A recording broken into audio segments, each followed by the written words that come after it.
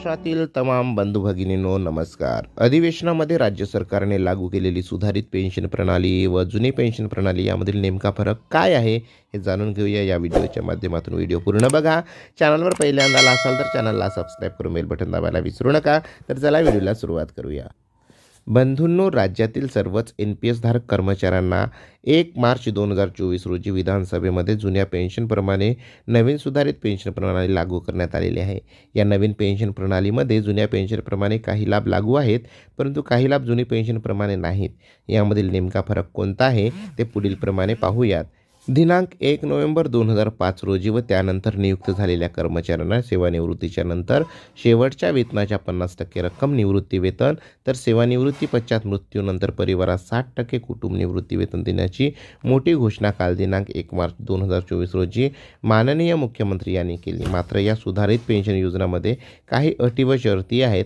यामुळे या सुधारित पेन्शन योजनामध्ये कर्मचाऱ्यांच्या जुन्या पेन्शनप्रमाणे लाभ अनुज्ञेय होत नाहीत। यामध्ये नमूद आहे की कर्मचाऱ्यांच्या नियुक्तीच्या दिनांकापासून देण्यात आलेली सेवा गृहीत न धरता जितके वर्ष कर्मचाऱ्यांनी पगारामधून 10% रक्कम कमात केली तितके वर्ष त्यांची सेवा धरून पेन्शन देणे, त्याचबरोबर वेतनातून 10% रक्कम सक्तीने नापरतावा वसूल करणे जुन्या पेन्शन नियम 1982-84च्या विरुद्ध आहे।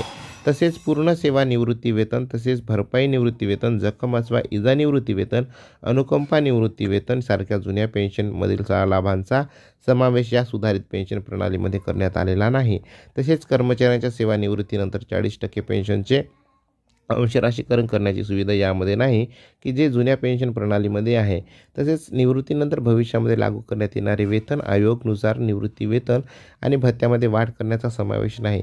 तसेच भविष्य निर्वाह निधीप्रमाणे अंशतः व पूर्ण परताव्यासह रक्कम काढण्याचा आर्थिक योजनेचा अभाव सुधारित पेन्शन प्रणालीमध्ये आहे। तसेच विकल्पाने DCPS, NPS आणि खात्रीशीर पेन्शन GPS असा कर्मचाऱ्यांमध्ये भेदाभेद होणार आहे। या निर्णयामुळे समान काम करणाऱ्या कर्मचाऱ्यांमध्ये पेन्शन देण्याचे अन्यायी धोरण असल्याचे सांगण्यात येत आहे।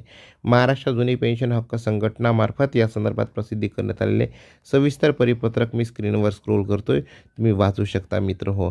शेवटी काय आहे मित्र हो, सरकारने आपल्याला चुना लावलेला आहे असं मला वाटते आणि आपण आपला NPSचा लढा, OPSचा लढा हा असा सतत तेवत ठेवूया आणि जोपर्यंत OPS मिळणार नाही तोपर्यंत आपण लढत राहूया असं मला वाटते। तुम्हाला काय वाटते? तुम्ही आपले मत कमेंट्स करून नक्की लिहा। चॅनलवर पहिल्यांदा आला असाल तर बंधूंनो चॅनलला सबस्क्राइब करून बेल बटन दाबायला विसरू नका। शेवटी काय तर एकच मिशन जुनी पेन्शन। धन्यवाद। जय महाराष्ट्र।